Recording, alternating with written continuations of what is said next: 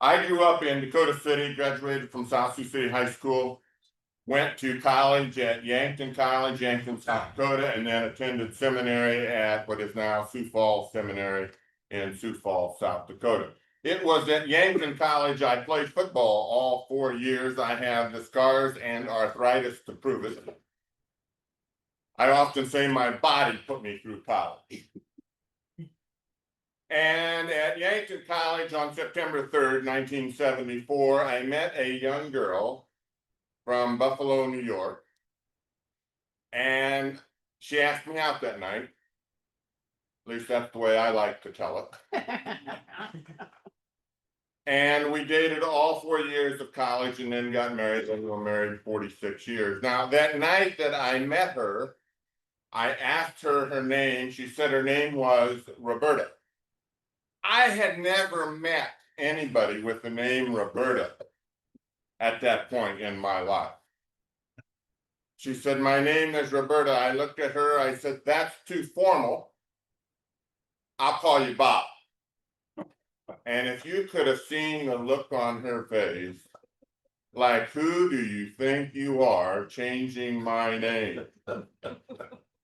But as time went on and it continued to ask me out, it got to the point where if I called her anything but Bob, I was in trouble. I was forbidden to call her that R word, as I now refer to it. Everybody else would call her the R word, but I always called her Bob. And in introductions, sometimes that became interesting. But anyway, we got married. And then a few years ago, she said, we're going to make a deal. And she outlined the parameters of the deal. She said, the deal is this. She said, I am going to go first. Because she said, I don't want to be alone and I don't want to have to deal with all that stuff that the survivor has to deal with when the other one goes. And I said, okay. And then a few years ago, as we were talking about it, and she said, now, she said, you know, if you break our deal and you go first, she said two things. Number one, I'm going to be mad at you. And she said, and number two, I don't have a clue as to what to do. She said to me, you handle all the business stuff, the taxes, the insurance, all that stuff with the budget. She said, yes, I know, you sit down and we go over it, but it's kind of over my head. But she said, I don't have a clue what to do, even about the funeral, yet alone all the other stuff. And I said, okay, I understand that. Now, she said, I do want to clarify up front. She said, since I am going first, she said, two things I want you to know. She said, when I do go, she said, I want you to do my funeral. Because she said, I've listened to you for so many years, I can't imagine listening to anybody else that day. And she said, and then at my funeral, I want to hear the song Spirit in the Sky by Norman Greenbaum. She said, will that be okay? I said, your pastor says it's fine. So when Bob moved last year on August 19th, and I say she moved, she no longer lives here. She now lives in the presence of God in the kingdom of heaven. She moved. So when Bob moved last year, I did her funeral. And we did play Spirit in the Sky. Now, a few years ago when she made that comment, I don't know what to do if you go first. If you break our deal, I'll be mad, but what do? I said, you know what, you got a point. So the next day I sat down and I began to type out what I called for her and the kids, Dad's death letter. They didn't really like the sound of the name of it, but I couldn't come up with anything better. And I put in there for her all the pertinent information that she would need to know. Stuff like what life insurance policies we had, the policy number, the amount, the phone number to call, checking account information, savings account, all that stuff. And I said, I'm going to put all this stuff in a binder for you, and it will be downstairs in my office right next to my desk. And I got a big old binder, a B-O-B, a Bob. A big old binder, Bob. So she knew where the binder was. It had her name on it. And all she had to do was go to the table of contents and follow the checklist and do everything that was in there. Now, after she moved, I have updated Bob. And my son and my daughter know where Bob is in my office. And all the information is in there. Now, I want to go with you over some of the stuff that's in my Bob. First of all, I do have a copy of my updated, hear that word carefully, updated will. I updated my will after Bob moved, and there's a copy of it in my original Bob. This is just a similarity of it here. Don't want to travel with all that important stuff. But I updated my will, and there's a copy of the updated will in my Bob at home. The original is with Lloyd. But then also in the Bob, and it also has my son listed as power of attorney and all that other stuff, giving him permission to pull the plug on old dad. But the first thing I have is a tab that says letter, and that's that table of contents letter that I referred to. Here's the life insurance, here's the checking account information, here's this, and just go down the list and check it all off, okay? The next tab I have in there says life insurance. That is a page that lists the policy number or numbers of life insurance, the amount, who to call, the number, the address to write to, etc., etc. So my son and my daughter know about any or all life insurance policies that I may have. And like Sharon said earlier, I reduced my life insurance or took it out, a lot of it in my name, because they don't need to be waiters. They don't need to be waiting for me to die to get a bunch of money. There's a tab in here that I call home mortgage, and I tell people, if you have a mortgage on your house, you want the information there. Who holds the mortgage? What's the policy, the account number?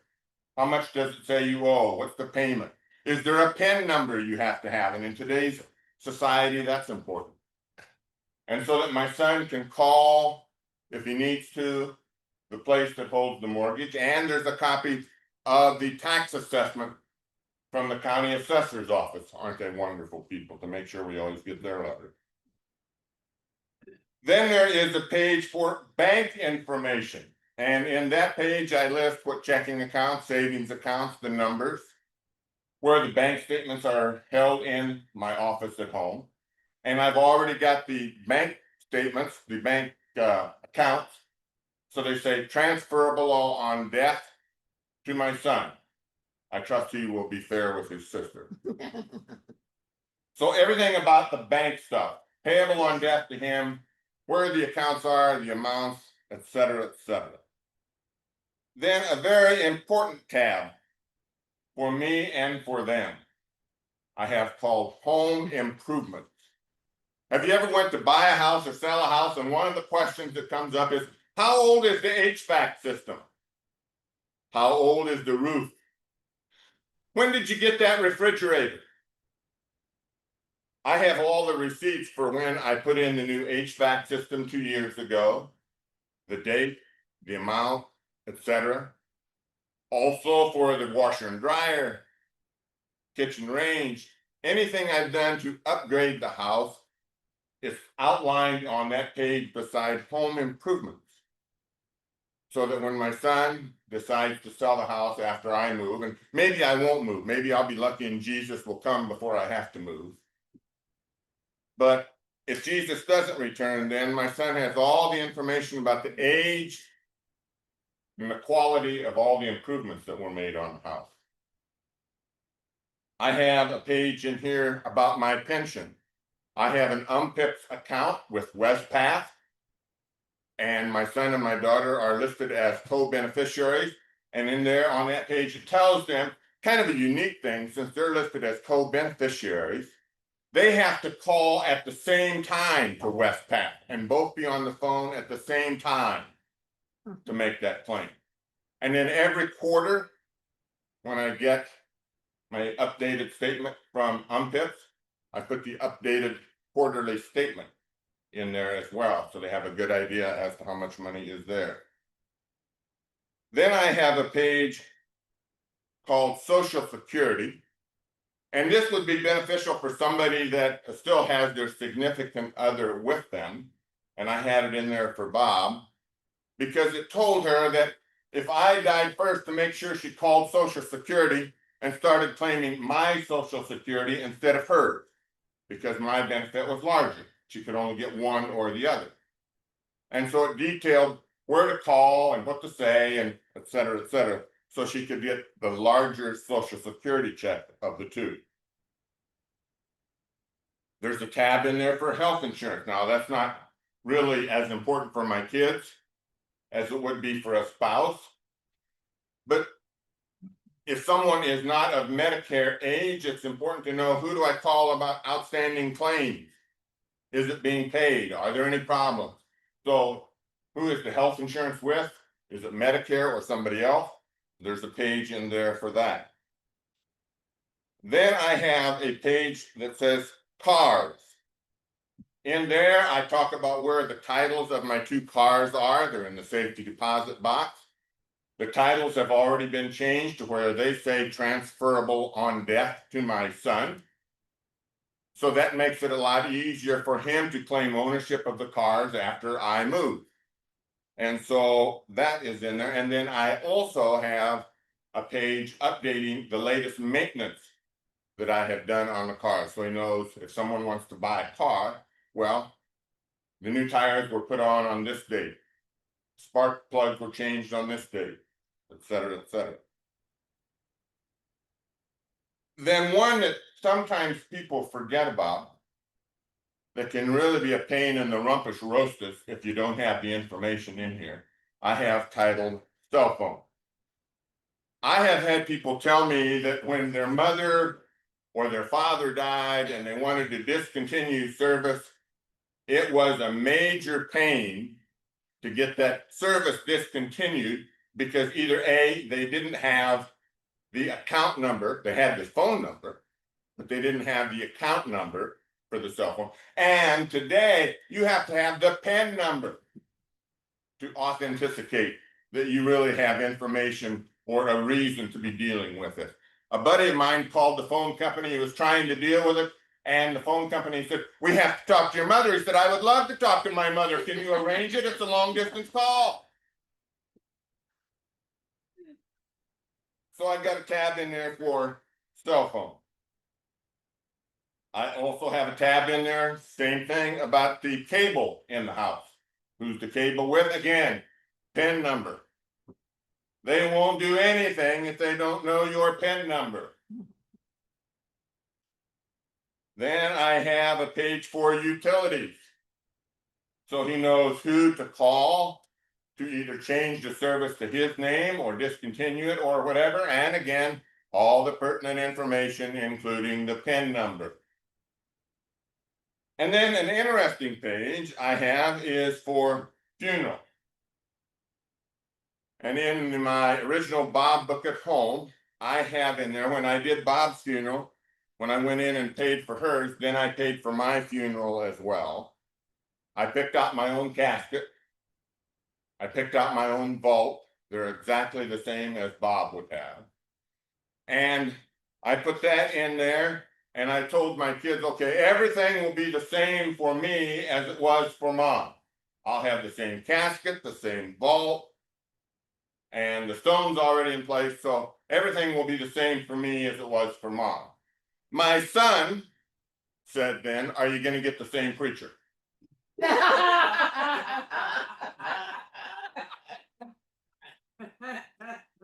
I think you deserve that. So I am recording my own service.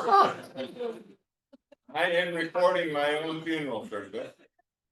And I'm working on it now, and it'll be on a zip drive because all technology that comes out is backwards compatible. And they said the same thing that my wife said. They said, we've been listening to you our whole lives. Why do we want to listen to somebody else that day? We're not in any hurry to hear it, and we don't want to hear it ahead of time. But would you please record your own funeral? So I'm in the process of working on that with the funeral. Then I've got a tab for cemetery. My plot is purchased, paid for, just as hers is. I've got the receipts in the Bob at home. The stone is in place. I've already paid for the opening and closing of my grave. So that's all paid for. And the receipts are in there that validate and let them know that that is the case. And then the last page I have is called Other. If you have something that I haven't listed, that I haven't thought of, or that if I need to add later, I've got it in the tab behind Other. Now, in the letter that I wrote to them, I tell them where I would like my memorial money to go. I tell them what gifts I would like to leave to what places and or organizations.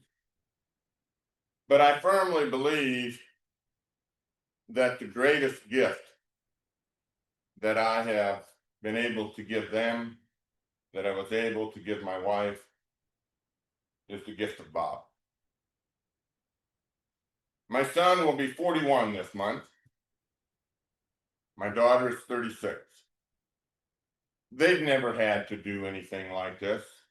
I tried to calculate how many funerals I've done in the last 35 years, and it's almost scary. But they've never had to plan not only a funeral, but to do all that stuff that somebody has to do. And so I believe I've given them a far greater gift. Yes, they'll get a financial gift. But I believe the greatest gift I can give them is the Bob.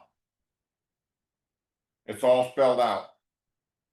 All they have to do is follow the direction, make the checks, and do what Bob tells them to do. I did it for 46 years. Did what Bob told me to do. I will tell you that I am so thankful that I have had and do have a Bob in my life. I hope and I pray that you will, and I assure you, your children will be thankful if you give them the gift of a Bob. Amen. All right, what questions do you have that I haven't answered, or comments or concerns that you would like to raise? Any questions? Some people say it's kind of uncomfortable to do, but like I said, unless Jesus returns, there's a high likelihood there's going to be a need for it. Yes, did I see a hand? What about any social media? Social media? That's the beautiful part. I don't do it. That's all. I do no Facebook, no Twitter, anything like that. In fact, on my birthday last year, I was serving as the interim over in Gretna at that time. And the church secretary called my son and they said, well, the congregation all wants to get together and give your dad a nice birthday gift.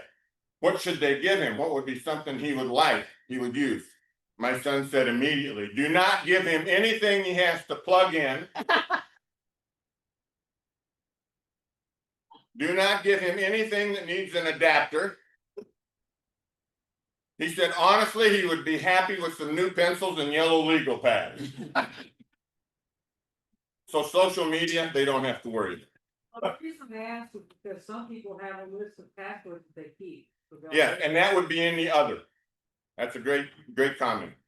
Anything about passwords for social media should be in the other. Yeah, for anything, yeah. I've got the same book, I've already got it. Yeah. And I've got a thing of all my passwords for everything I get online. Yeah. And And that's why with that are cell phone- automatically taken out of my checking account, now that's that shit. with cell phone and everything, my PIN numbers are in Bob and home. My debit card, the PIN number's there, my social security number's in with all the stuff on social security. And so, my son Ryan could pick up the book and could actually pass as me if you were a few pounds heavier. Any other comments, questions? Have a great rest of the day.